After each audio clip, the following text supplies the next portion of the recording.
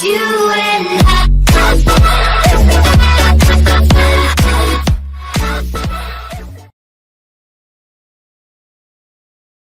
All right, we talked about vendor lock-in. Now we're going to look at the opposite, vendor lockout, when you're unable to access your data in a cloud provider. Now, this is a somewhat remote risk, but still should be considered when getting a cloud vendor.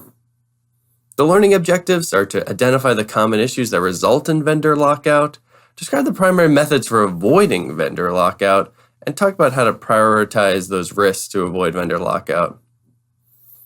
There really are two main things that cause vendor lockout.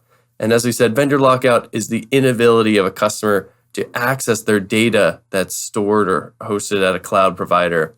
And this circumstance, unfortunately, sometimes happens when a cloud provider isn't all that mature and runs out of money or is not able to pay the costs associated with the utilities of maintaining their data center. So they go out of business.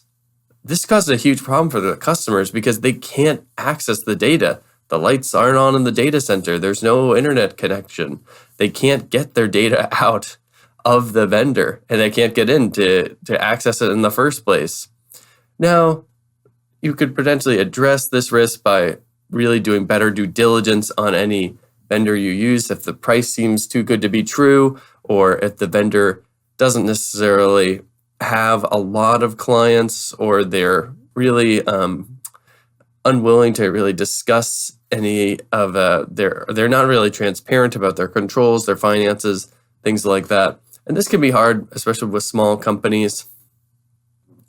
And this isn't always the case when a fledgling company or a cloud provider that's cheaper, just starting to get going, happens. This can happen with other cloud services as well. I've encountered a number of venture-backed companies that have lots of customers. They appear to be growing, but the financial review does not look good. They really are just burning through money, attempting to build out their service and reach profitability. This really creates the potential risk of vendor lockout in the future if you're not thinking of potential strategies to address this. Another risk related to vendor lockout is the legislative environment. Vendors and these service providers, they need to maintain appropriate controls to meet their compliance and regulatory obligations. And in some cases, if they fail, they may be fined or potentially shut down temporarily to address those things. And that can result in at least a temporary vendor lockout. Again, that's very rare, but it's still a possibility. So you should do your due diligence on the vendor, their compliance obligations, any third-party reports that validate that they have effective controls in place. And then you should also check up on the financial health of a vendor before using their cloud services.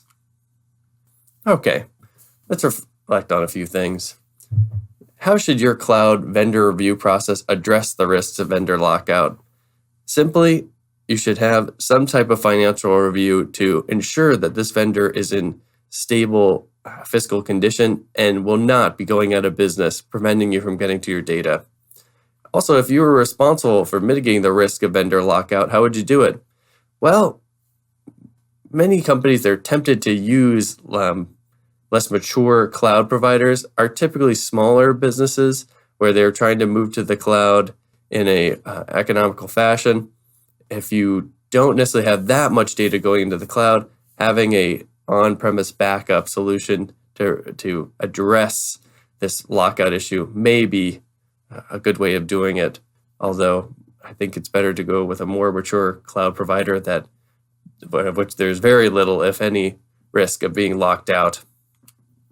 All right, in this module, we talked about the main factor associated with the risk of vendor lockout, some of the common methods for addressing factors to prevent vendor lockout, such as financial due diligence and third-party auditing reports to ensure that vendors are meeting their compliance obligations.